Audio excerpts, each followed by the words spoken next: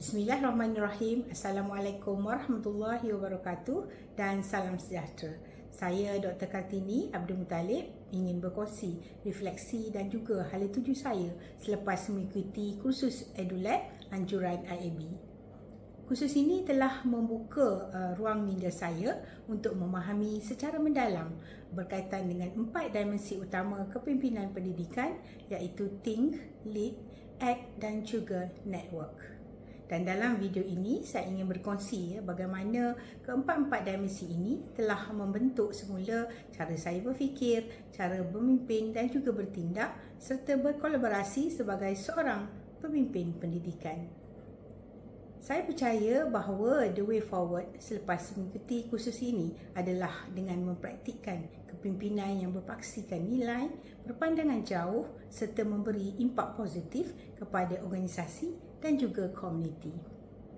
Dimensi pertama ialah think, iaitu keupayaan untuk berfikir secara strategik, analytical dan juga berasaskan data.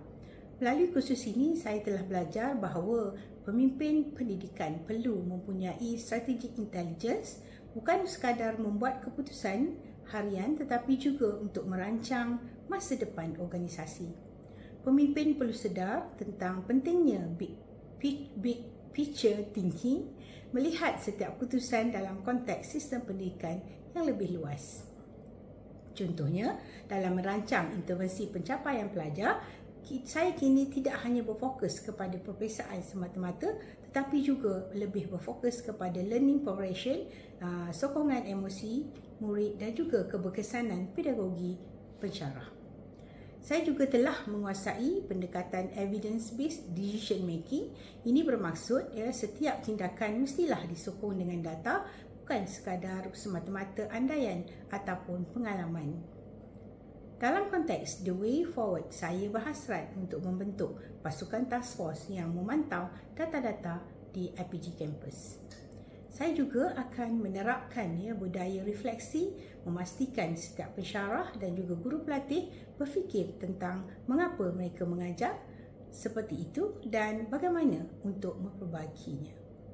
Kesimpulannya, think bagi saya bermakna berfikir jauh ke hadapan dengan rasional dan juga empati. Dimensi kedua ialah lead, iaitu kepimpinan yang memberi arah, inspirasi dan juga membina budaya positif.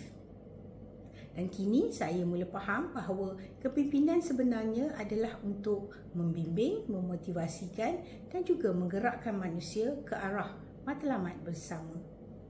The way forward untuk saya adalah untuk menjadi leader of thinking, bukan hanya sebagai pentadbir maupun pengurus semata-mata. Saya perlu memperkukuhkan lagi budaya Professional Learning Community, iaitu PLC, agar menjadi platform sebenar kolaborasi antara para pensyarah dan bukan sekadar formaliti sahaja. Selain itu, saya juga ingin menanam nilai trust and empowerment dalam budaya kerja. Apabila warga kampus merasa dihargai, mereka akan berinovasi dengan lebih berani. Kepimpinan bukan bererti tentang jawatan tetapi merupakan satu amanah, tanggungjawab dan juga pengaruh positif yang akan meninggalkan kesan. Dimensi ketiga ialah act, iaitu bagaimana kita menterjemahkan idea dan juga visi kepada tindakan yang berimpak. EduLab telah memperkenalkan kepada saya konsep change leadership, iaitu bagaimana memimpin perubahan dengan strategi yang sistematik. Saya belajar bahawa setiap tindakan mesti disokong dengan pelan pelaksanaan yang jelas, timeline yang realistik dan juga mekanisme pemantauan yang berkesan.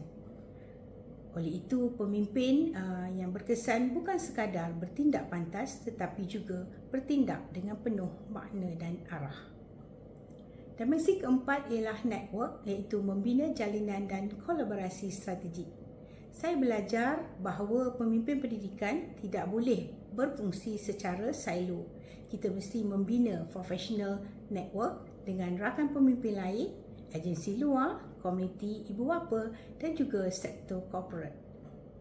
Selepas kursus ini, saya bercadang untuk mempukuhkan lagi komuniti pembelajaran profesional, IPG dan juga sekolah iaitu sekolah pengajar dengan berkongsi pelbagai amalan terbaik.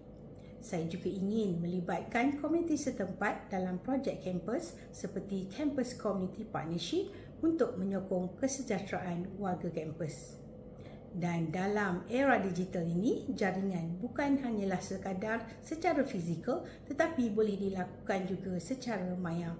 Saya akan terus aktif untuk membina virtual network melalui pelbagai platform profesional demi manfaat bersama. Sebagai rumusan, kursus EduLab ini telah memberi saya panduan untuk menjadi pemimpin yang lebih berstrategi iaitu think, berpengaruh iaitu lead, berkesan, act dan juga berkolaborasi iaitu network.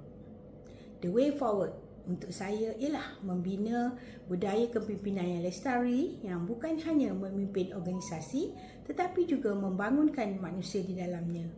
Sebagai pemimpin, saya mesti terus belajar, terus mendengar dan terus memberi inspirasi dan motivasi kepada semua.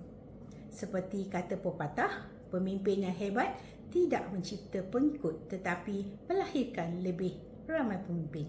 Sekian, terima kasih.